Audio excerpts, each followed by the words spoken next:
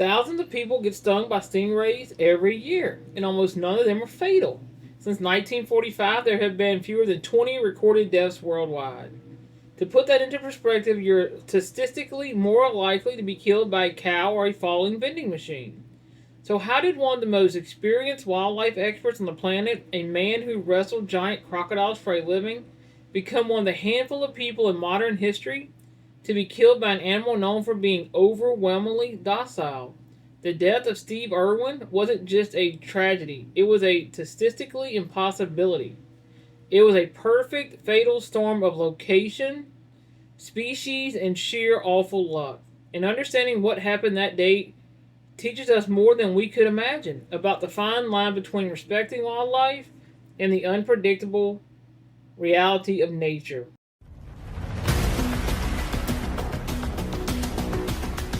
For a generation, Steve Irwin was more than just a guy on TV.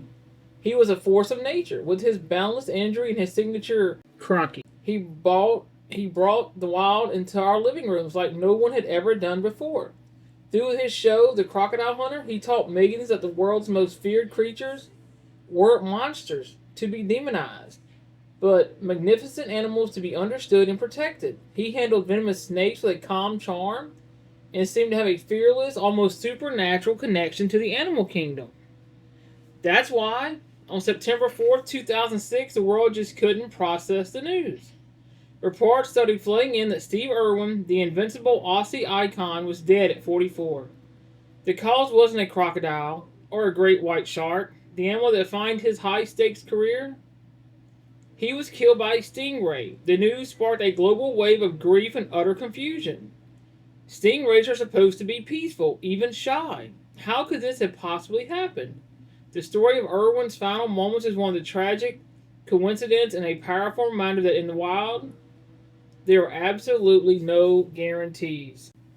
On that fateful day, Steve Irwin and his crew were on the Great Barrier Reef, off the coast of Port Douglas, Queensland. They were supposed to be filming for a documentary series ironically titled Ocean's Deadliest, but bad weather has shut down the main production. Steve never wanted to sit still, decided to use the downtime to grab some footage for his daughter, Bindi show. Bindi the Jungle Girl. He and his trusted cameraman, Justin Lyons, took a small inflatable boat into the shallow, chest-deep waters of Bait Reef. The goal was simple: film a beautiful shot of a stingray gracefully swimming away. They soon found what they were looking for: a massive short-tailed stingray resting on the seafloor. This wasn't just any stingray. It was a huge specimen, estimated to be nearly 8 feet wide. Irwin got into the water and swam over the top of the ray, while Lyons filmed. The plan was for Steve to swim up behind it, capturing that classic majestic shot of the animal gliding off into the blue.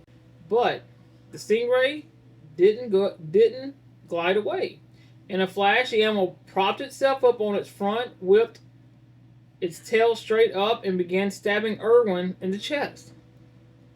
Lyons, who was still filming, described it as a rapid-fire series of hundreds of strikes in just a few seconds. The serrated, spear-like barbs on the ray's tail went into Irwin's chest, like a hot knife through butter. At first, Irwin thought he only punctured a lung. But as he pulled the barb from his own chest, the crew knew it was much worse. They scrambled to get him back on the boat, desperately applying pressure to the wound. Lyons remembered telling him, "Think of your kid, Steve, hang on." In a moment of chilling calm, Steve looked up at him and said his last words: "I'm dying."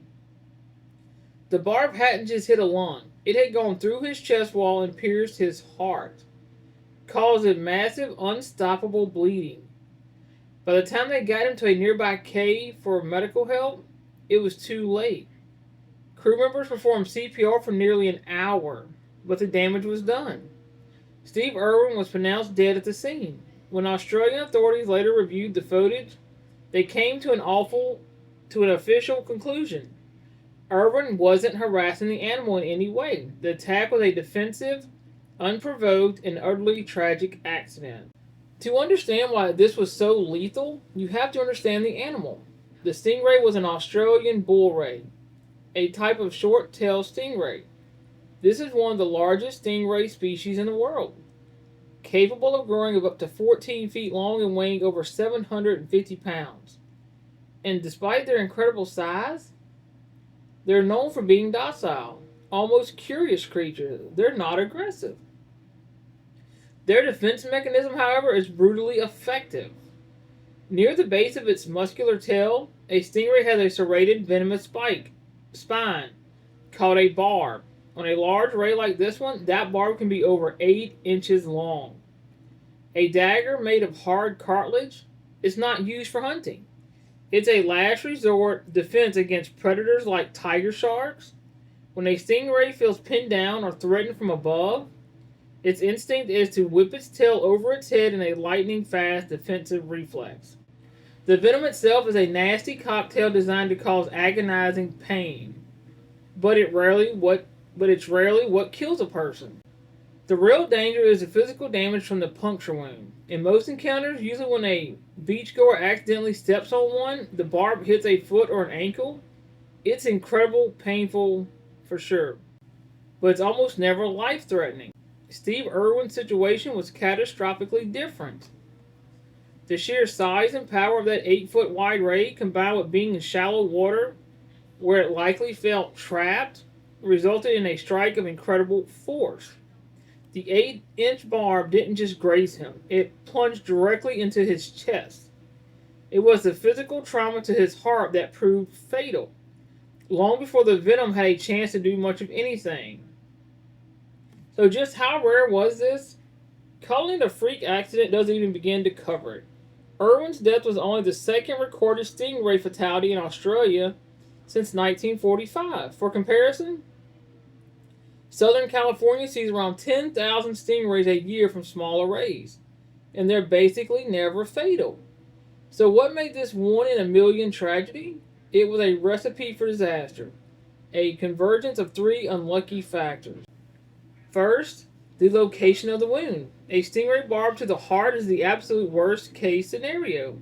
A few inches in any other direction, and he likely would have survived. Second, the species. This wasn't a small ray hiding in the sand. It was massive, powerful animal with a barb strong enough to pierce through bone and organs. Third, the context. Irwin was directly above the ray in shallow water. From the ray's point of view, a large shadow looming overhead is a classic attack profile of a predator. Like a tiger shark, feeling cornered, its defensive reflex kicked in with maximum force. It was a tragic alignment of these three things, a perfect strike from a powerful animal in a high-stress situation that led to the unthinkable. It wasn't an attack, it was a reflex that, through sheer terrible luck, hit the one spot that would be instantly fatal. We're always exploring the science and stories that shape our world. If you appreciate this kind of breakdown and want to learn more about the fascinating and sometimes frightening relationships between humans and the wild, please consider hitting that subscribe button. It lets me know we're on the right track and helps me keep bringing these stories to light. In the aftermath, it would have been easy to demonize stingrays, but instead Steve's death became a powerful teaching moment, reinforcing the very lesson he championed his whole life. The most important takeaway is that stingrays are not aggressive. The incident was a defensive reaction from a scared animal. This is true for almost every wildlife encounter that goes wrong. The animal is usually acting out of fear, not malice. Stingray injuries happen when you get too close, and the most common way is by stepping on them in murky water. That's why you'll hear lifeguards in places like California and Florida tell people to do the stingray shuffle. You just shuffle your feet along the sand instead of taking big steps, and the vibrations warn any nearby sprays, giving them plenty of time to get out of your way. It is a simple move that prevents thousands of painful injuries. An animal's behavior is dictated by its surroundings. A ray in deep open water will almost always choose flight over fight, but a ray that feels trapped between the seafloor and what is perceived as a threat from above will defend itself. When we're in their world, we have to think from their perspective and always give them an escape route. Steve Irwin was one of the most experienced animal experts on the planet. He wasn't being reckless, he was filming a sequence he had probably done hundreds of times. His death is a stark reminder that wild animals are, by their very nature, unpredictable. Expertise reduces risk, but it can never eliminate it. The global outpouring of grief that followed was a testament to the fact that Steve Irwin had changed the world. He made conservation exciting, passionate, and accessible to everyone. Accessible to everyone. But his true legacy isn't just his TV shows. It's the real world conservation work that continues to this day. The charity he and his wife, Terry, founded, Wildlife Warriors, saw a massive surge in support after his death, turning his dream into a global force for protecting endangered wildlife. His family has carried his mission forward with incredible dedication. The Australia Zoo is a world class center for conservation, and the Steve Irwin Wildlife Reserve protects a massive stretch of vital Queensland habitat. But maybe the most important part of his legacy is a simple message he left behind: conservation through education. He believed that people could see the wonder and excitement in animals, they would be moved to protect them. The worst thing we could do to honor his memory is to fear the creature he loved. The lesson from his death isn't to be afraid of stingrays, but to respect them, understand them, and give them their space. The death of Steve Irwin was a tragedy born from a cascade of impossible events. A normally peaceful animal, feeling cornered, launched a defensive strike with a precision that was tragically unbelievable perfect. It was a brutal reminder that the wild, for all its beauty, is still wild. But to remember Steve Irwin only for the freak accident that took his life is to miss the entire point of his existence. He spent his career teaching us not to fear nature, but to love it, be fascinated by it, and to fight for it. That tiny barb that ended his life shouldn't cast a shadow of fear over a magnificent animal. Instead, it should serve as a solemn lesson in respect, distance, and understanding. The very principles he lived by. His real legacy lives on in every person who still sees the wonder in the animal kingdom and works to make sure it's around for generations to come.